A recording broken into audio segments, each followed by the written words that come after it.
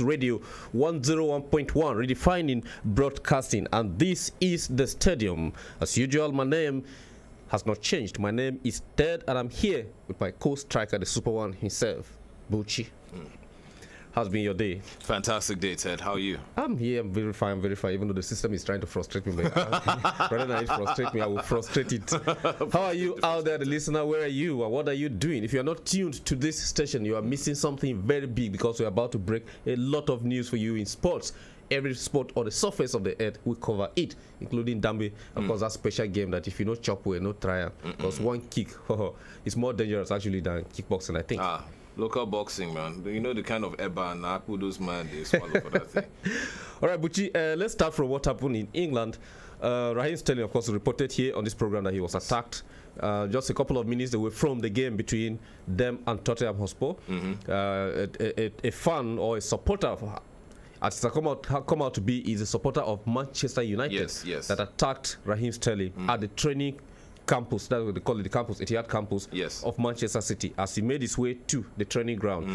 The 29-year-old man actually waited for him in his car. He was with his wife, and as he got to the place, and he came down and started hurling a lot of racial slurs at Raheem Sterling. And then he walked up to him and kicked him in the left foot 4 times. 4 times. Quite painful. The CCTV that has revealed it. You know, we've been reporting about this all week. There's more details. There's more details to the story that has actually come out. Apparently, the man who was 29 years old, married with his wife, apparently in traffic actually saw Raheem Sterling. They were driving side by side, and his wife actually requested an autograph, just an autograph from the superstar himself. He was probably wondering, why on earth should she request for an autograph from Raheem Sterling, who is not a player of Manchester United? You know how these fans are, these crazy fans. So they parked up when Raheem reached his venue. He got out of his car, racially insulted and abused Raheem Sterling, and kicked him 4 times in the ankle. And you know, he said he felt pain in the ankle, but he was still able to play and score that game. It was terrible. I mean, for that kind of, that kind of vicious attack, because essentially it is a vicious attack, and kicked him 4 times, racially abused him, but apparently, was caught on CCTV cameras and was arrested and has been given 16 weeks imprisonment. And funny enough, as he was handed the sentence, he was smiling. He was smiling as he asked to pay £100,000 for damages. It's surprising. But I'm impressed by the speed with which justice has been done. This is, we're talking about a couple of days. This took place, and now this guy is going to jail for 16 weeks. He has a history of violence. Yes, he does. He's a supporter of Manchester United.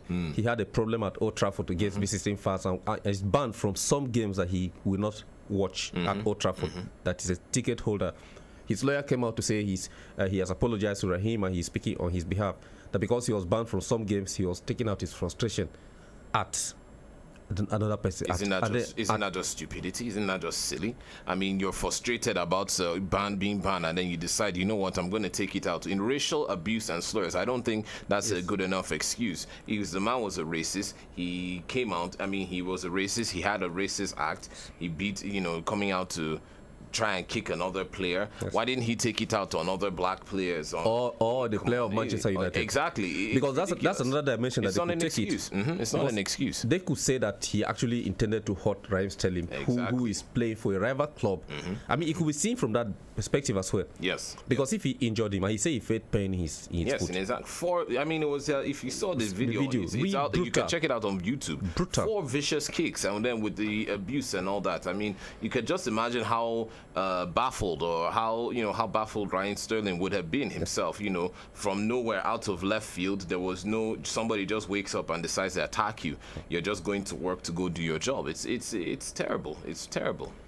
Well, that's the story there. Raheem Sterling getting justice and the man sentenced to jail. If that happened in Nigeria, it could have been very difficult to identify that man. First of all, be no CCTV cameras. Nobody. They are there, but they don't work. Even the ones at ATMs in banks where robberies take place at gunpoint, most times it's difficult to get the faces of these criminals and they get away with it. You have to have a database. We don't even have a database, so it's.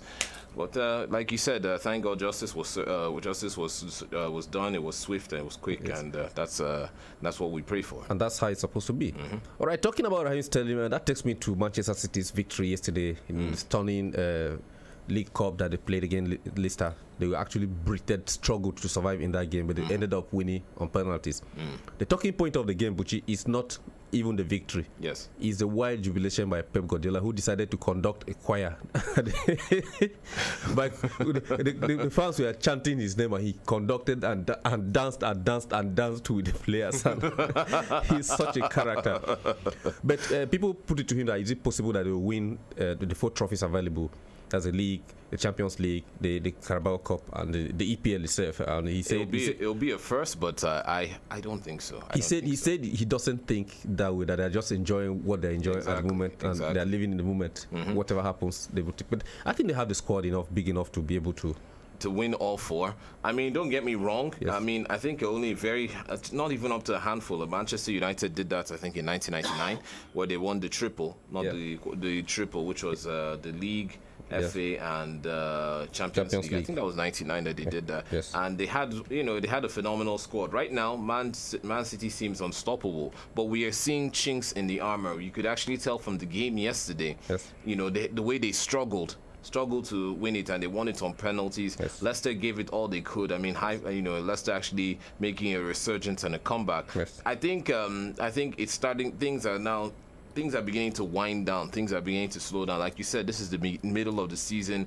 Yes. Fatigue is coming in, playing in all these competitions. Yes. And especially this week, of course, having back-to-back You can feel that fatigue. We spoke about it on this program, and that it gets to a point when the size of matches that are available for you to play. Yes. I mean, the fatigue starts taking its toll on the players, and you could see it.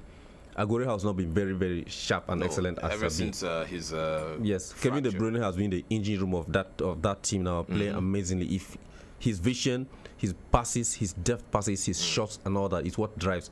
And I'm just worried that if he gets injured tomorrow, but I think you have Gabriel Jesus there, yes, but Gabriel Jesus is there, but I fear it's going to be like a Tottenham effect. I mean, Tottenham were playing high flying, and like we said, it was thanks to Harry Kane, Dede Ali, and Eriksen. And right now, Eriksen seems to have dropped. And then Son, your Korean, Son, my Korean brother. But it seems like as soon as Eriksen's form dropped, as soon as Harry Kane went on that injury, and right now they just seem to be running through the motions. They seem to be struggling to find that cohesion, to find that glue that's been driving them. And my fear for Man City right now is they could be getting to that point, because right now De Bruyne seems to be, don't get me wrong, they have fantastic players. Gabriel Jesus, and Aguero, amazing backup as well. They have a full squad and a full bench. Pep has not even really used up his bench as we expect. That's true. But it's right now their game is really, really tied into the form of a few players right now. Yes. De Bruyne is in form right now. Raheem Sterling is in form right now. Yes. And I mean, Aguero has not really found, since his injury, like he said, he's not really there, but they're still a very formidable squad. But my fear is right now, we're seeing the chinks, we're seeing those little cracks in their armor. This is the Stadium on Human Rights Radio, 101.1 FM, redefining broadcasting. My name is Ted, and Buchi is here. We're talking about sports generally. A lot of things happened yesterday in the games. Of course, Arsenal also played. They got a very good victory there. And a lot of players are on the radar of Arsenal for the January transfer window. If it opens, I'll wait to see who Arsene Wenger actually decides to pick up this time around. There'll be matches today. Yes. Chelsea will be playing, Man U will be playing.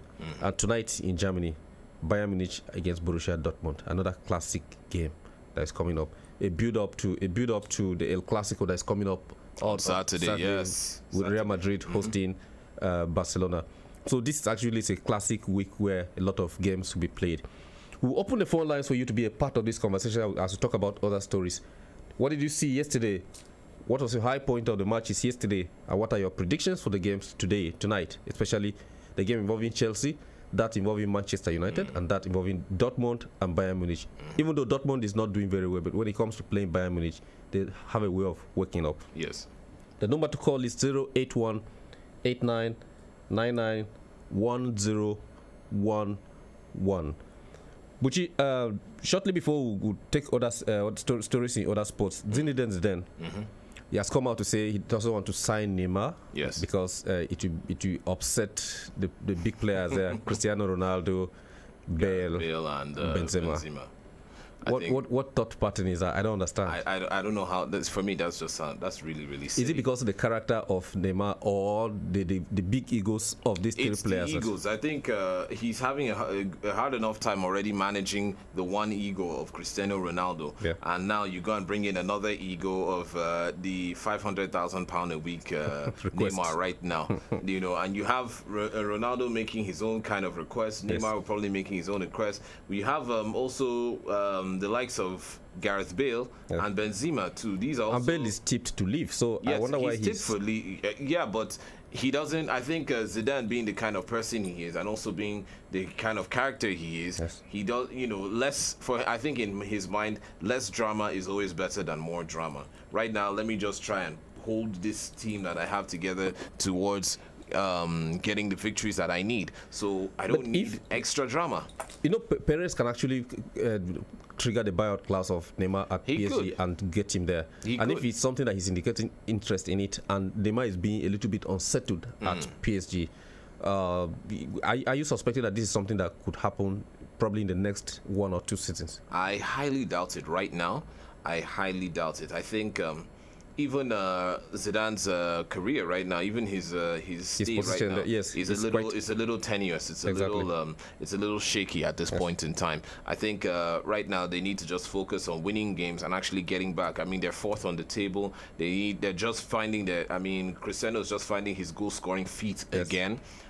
They still have a lot to do. They have to chase down the leaders, Barcelona. They have a lot to do in the Champions League. Yes, they're winning trophies. Yes, Cristiano is shining right now, but there's still a lot to do. And I think a distraction like buying Neymar or not buying Neymar is something that Zidane is not really looking towards right now. It's not something that he really needs. It's let me patch up and hold up what I can and focus and win what I need to win.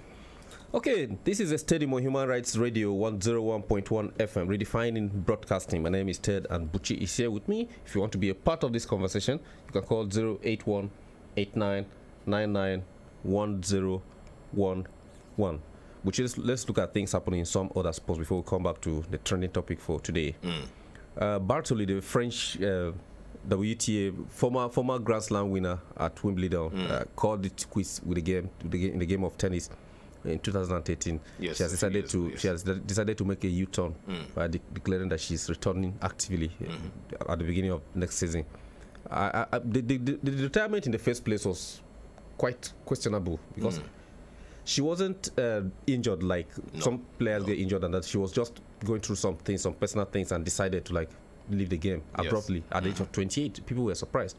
But we're glad that we're having her back now. To provide, if she's able to qualify to get into the slams that are starting early, we're going to have a lot of competition for the ladies. Yeah, we talked about this a lot. I mean, this 2018 ATP season is going to be on fire. We have the return of the likes of the Queen herself, Serena Williams. We have the resurgence of Venus herself. You have the likes of Halep, Konta, Muguruza, Sharapova is in Garcia. There. These are top, especially in the female category. These are the ladies of tennis are. I think that's where the action is. As much as we've had, as much as the guy, male tennis is, is prolific, but it seems like where the action will be, where most of the drama will be, is going to be in the female tennis, and also the points difference between all these people. I mean, top 10, or top 5 ranked between the top 5. I think it's just like 50 points between them. I think there's a difference between Halep and the second seed is about 62 or 48. Some are even gaps of like 5 points. So exactly, it's going to be a real nail biter. And now you throw in Balotelli into the mix. She's a superstar in her own right. Serves a lot of aces. Winner, serves a lot of aces, and now she's actually coming back into the game. This is not. I mean, don't get me wrong. This is not the first time we hear about this. Tennis stars retire and come back. Martina Hingis did the same thing. She did it about 2 or 3 times in her own career before she finally retired just this last year. So it's going to be a fantastic WTA series, and I'm actually going to be looking forward to this. Looking forward to that. I'm looking forward to it to see her get back on the court. Of course, talking tennis, Steve. Talking tennis, Serena Williams came out to ask people, her fans, the general opinion of what should she do because her daughter is teething. And, there's a problem. I don't know, it's difficult for her. I mean, this is her first time. She's there in Australia preparing. She's babysitting at the same time, preparing for the Grand Slam that is coming, that her daughter is teething. A lot of funny responses that people sent her online, getting her some toys that she can play with, putting her teeth by dapping a rag and wiping up. Say sometimes she holds her until the baby slips over, until she slips over and leaves the baby there, because it's very difficult for her. It's a trying time. I mean, first timer, you know. Yes, of course. I mean, I think the way she even put it, she said teething is, in quotes, the devil. So I think it's actually, it's also a good way to interact with your fans. Yes. And also opening up her life, yes, her own personal life, exactly, and her personal struggles with motherhood and balancing a career. I think it's, we tend to forget these athletes, these celebrities, yes, are first and foremost humans. Yes. We tend to look at them as superhumans, but they're just humans. They're going through daily struggles, the same things that we go through on a daily basis. Yes. Things like motherhood, raising a child. Of course. And so I think it's actually, I mean, if you read through some of the fan suggestions are really nice, and it actually shows that care. Yes. Especially, and the concern about her coming back into the game. I think a lot of people are excited. It brings our relationship with the fans very, very close. Very close. It humanizes her. Yes. It humanizes her.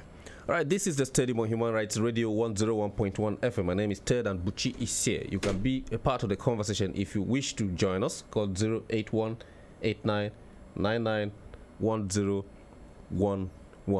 Buchi, what is happening to Hamilton?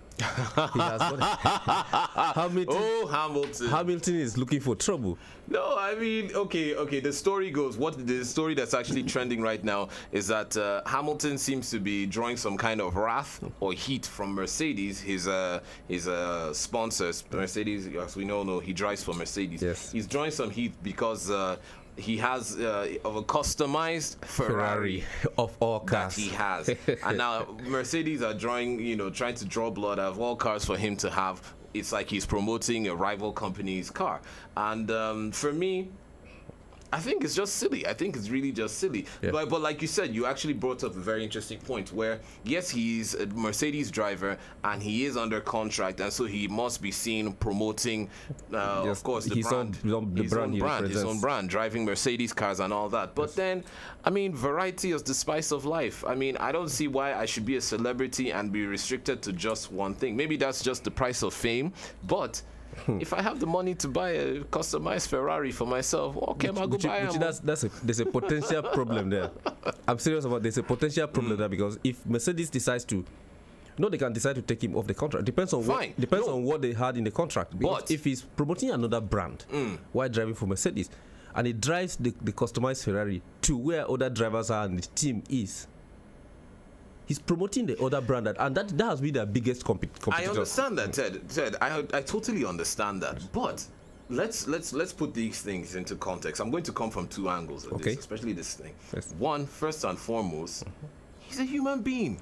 Do you want to eat okra soup the rest of your life when there's egusi, there's edikak, or there's white soup? Yes, he drives for Mercedes, and he should be their brand ambassador. Why did he get a customized Mercedes? No, he probably has one, and they'll probably even give him one for free. But he is, I mean, I like a Ferrari. Yes. You like a Ferrari doesn't mean you're not going to drive one. You like a Lamborghini, and if you can afford one, you drive one. I mean, it's not like he's doing this to spite Mercedes. Don't get me wrong. He's very appreciative to the team. He's done a lot for the team. He's a 4-time grand champion himself. I think he just needs 2 more grand champions, and he could be rival with Michael Schumacher. Yes. He's at the top of his game right now. He is he is what it is. And my second point is this. Yes. Does Mercedes yes, Mercedes are not happy with his choice. I mean, it's not like he does have the Mercedes. I mean, he promotes the brand all season. He wears Mercedes clothing. He drives Mercedes. Every single thing of his is Mercedes. Come on. Are you going to drop your top #1 driver just because he decided to buy a customized Ferrari? In fact, if I were Mercedes, I would have even, you know what? We'll pay for the Ferrari for you. Just pay for it. But you're still our boy. You should be treating this guy. He's your top earner. He's the man of the season. You're saying that because you know what his brands do. I understand. No, Ted, I understand. We see it all the time. We see it in tennis. We see it in golf. I mean, if you sign a contract with Nike, you wear and use Nike products. You sign a contract with Rolex, you wear and use Rolex products. They even give you these things for free. They give you these things for free to promote their products. But then you're still a human being and you still have your choice. So I mean, I think we should even open it up to the fans. if I'm making that kind of Cristiano Ronaldo money, let's say or even the Neymar money that I'm making £500,000 a week, and yes, I have contract stipulations. You're signed for Nike. I will wear my Nike when it's time for me to wear my Nike. Would you be seen wearing an Adidas top or cap? No, at a function. No, not at a function. Don't get me wrong. I will promote the brand as wherever they want me to promote the brand. They are the ones paying my salary. But if I feel like wearing a Gucci slippers to this, I will go and buy the Gucci and wear. I have the money now. What's the point in having that kind of money if I'm not going to spend it? You're still listening to the Stadium on Human Rights Radio 101.1 FM, redefining broadcasting. My name is Ted, and I'm here with Buchi. Buchi, before we start wrapping up, just a look at tonight's games. Yes. Quickly, very importantly. Manchester United going away to Bristol City, and it's not when it comes to these competitions, no team is small. No team is small. What are your expectations in this game? It's going to be a tough match for Manchester United, but I think I'm going to have to. I'll use the words of Oga Aminu, our trademark. Man U is going to take them. Period. Bristol City Bristol City are flying at the moment. They play amazing football, scoring a lot of goals. And we'll wait to see what. I think Zlatan is returning back to the starting lineup because Mourinho knows how to conserve some of these players and use them. The same way Chelsea will be hosting Bournemouth this evening. The same category. Of course, the lower team. This one is different because they are all in the EPL. Yes, and they also play amazingly. What are you expecting in that game? I'm a Chelsea supporter, so I mean, expecting Bournemouth to do some magic at Stamford Bridge. Because Batshuayi might just come back. I'm expecting them to do some magic with letting the goals fly in. So I'm going to give it to Chelsea, but they are going to be really tough matches tonight. Like you said, especially in this Carabao Cup. Yes. In this Carabao Cup, the smaller teams, let's say smaller teams in quote, tend to always fight the hardest. There's a lot to prove here, and that's exactly what Arsenal did yesterday by getting a very good result, 1-0 there.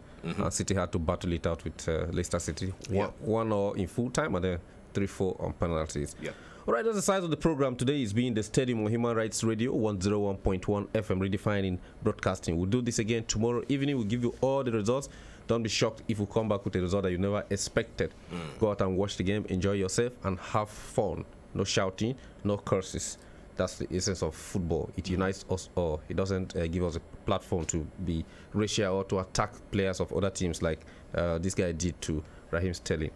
Thanks to Shola, thanks to Chike there, and thanks to Blessed and Ugo who are in the server room to make sure that this goes on air. The next is Posh Lady. So do stay with us. She has a very wonderful program coming up for you this evening.